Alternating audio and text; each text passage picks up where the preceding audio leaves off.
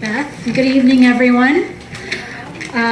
So my name is, I'm a little taller. That's not my name. So my name is Roksana Moon. I am currently the youth organizer at DRUM, Desis Rising Up and Moving. So the term Desis basically means people who are from the subcontinent, and by that I mean South Asian countries like Pakistan, Nepal, India, Bangladesh, Sri Lanka, as well as our descendants in Trinidad and Guyana and South Africa who came from slave trading and indentured servitude. So our organization is based in New York City. For us, our ground zero is Jackson Heights in Queens, which is Desi Central for pretty much most of the East Coast, if not the country. And we organize over 1,000 South Asian and West Indian immigrants, adults and youth. Me being privileged enough to be the youth organizer. And we were founded in 2000. We've been around for over 11 years, working on issues around immigrant justice, economic justice, workers' rights, and education rights.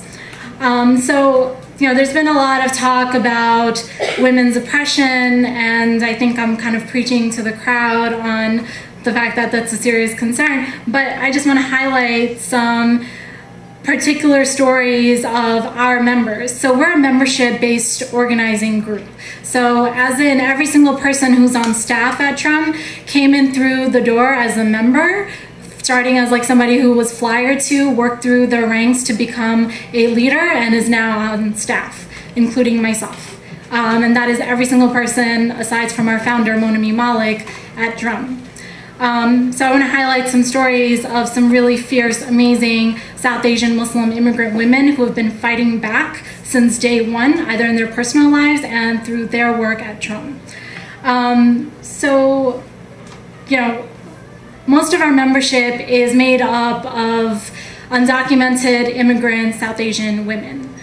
So people who don't have papers, who are working in jobs that pay $2 to $3 an hour, working ridiculously long hours, as in 14 to 16 hours days, on top of the burden of having to take care of a family, deal with patriarchy, and as well as the sort of militarization and police state that New York City has become, particularly after post 9/11. So an example of that in particular is the special registration program. Who here has ever heard of that? Okay. All right, cool.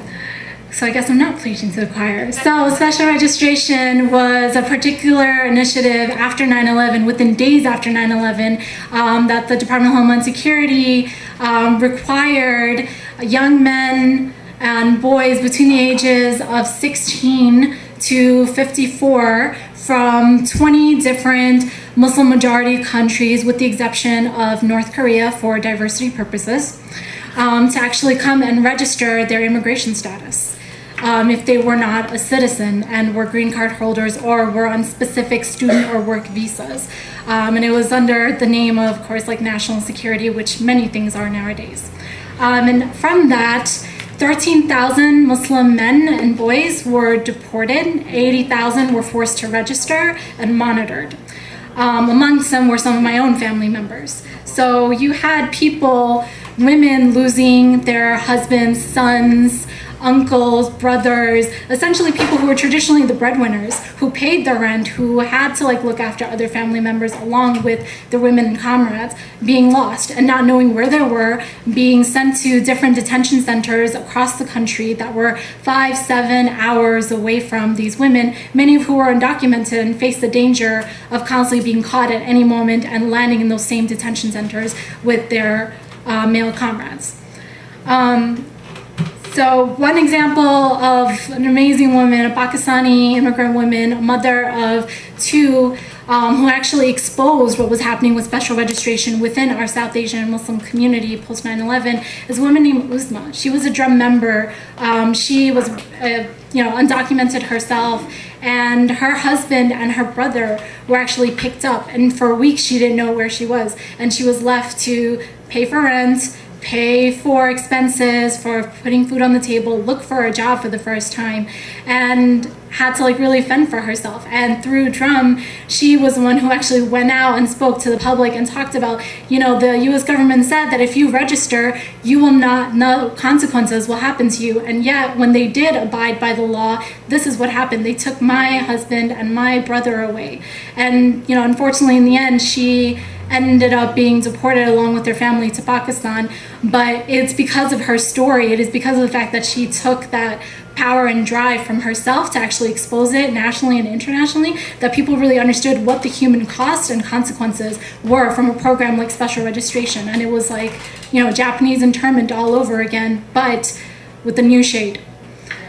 So another example is, so how many people have heard of the recent AP articles that have come out about the NYPD getting consultancy and expertise and training and collaborating with the CIA to profile Muslim Americans, you know?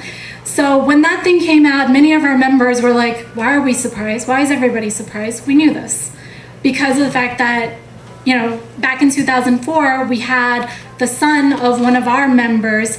His name is Siraj Mateen. He was a 19-year-old young man who was entrapped by the NYPD through a paid NYPD informant. And he was the son of a member of ours named Shahina Parveen. And she is an amazing, another like Pakistani American Muslim woman who had exposed what happened to her son. Up until then, no one ever knew that NYPD was actually planting their own informants within our Muslim American community in New York City, within the Arab, within the South Asian, within the African American community. And it was a rehash of COINTELPRO from back in the day, but with much more approval.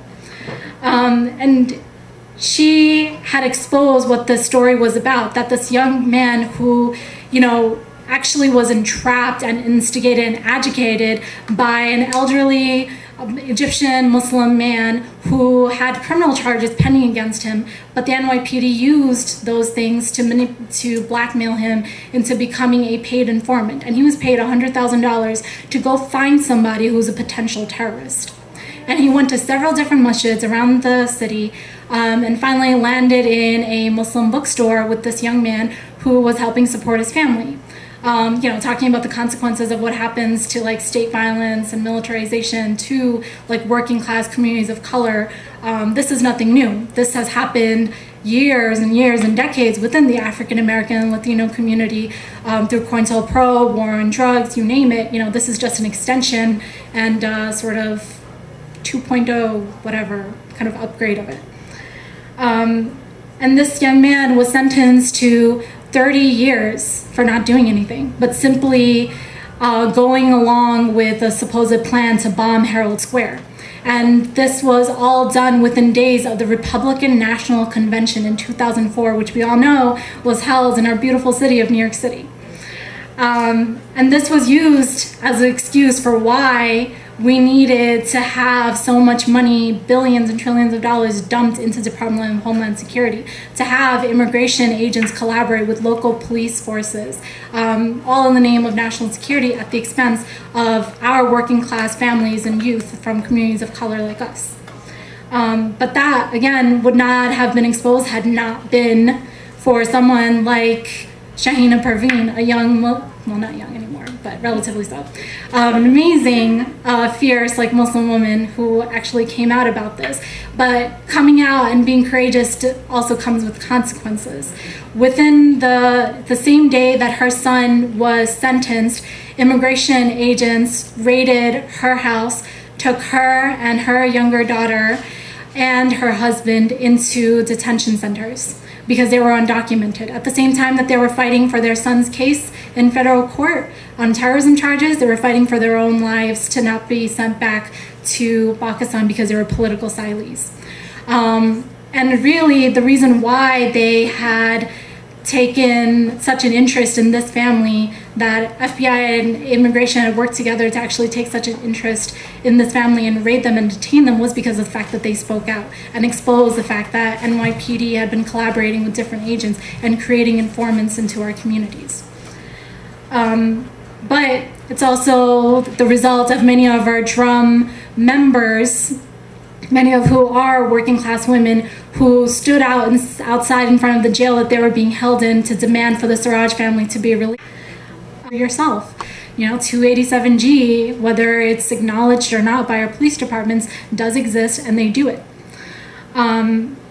So when she had actually come out and spoken out against what her employer had done, so many other women came into Drum with her and started forming workers' committees to actually spread the word about Drum as an organization, the fact that we are a women-run and led organization, the fact that, a woman like themselves who is undocumented was fierce enough to actually get back her back wage claims and force that owner to have to think twice before she hires anyone without having to pay them the bare minimum wage. So in addition to the amazing work that these women do on their day-to-day lives and their ongoing campaigns against NYPD and workplace violations, they have been on the forefront of demanding no to border militarization, to stand in solidarity with our Latino, particularly Mexican sisters who are crossing the border because of violent economic policies such as NAFTA. To them, the way that they see it, the border came to us too, that when you set up that militarized border down there with armed border patrol agents who are abusing migrant workers who are trying to make a living, they do the same thing to us in New York City when we have to go into the subway and we have to go through checkpoints by putting out our bags, showing our identification, having to answer to police for where we came from, how long we've been here, how often do we go back. Border Patrol has already come into New York City, so for us, we stand in solidarity with those people who are trying to demilitarize the border. In addition to the fact that our youth members who are also undocumented immigrants, majority women, such as myself, we stand with our DREAM activist sisters and brothers as well, but without the military option. There's always going to be women's oppression, but just as long as there's women's oppression, I think there's a longer history of women's resistance, women who are directly affected by the issues taking a stand and fighting back, and is a continuing process. So I want to end off with a chant that comes from our home country.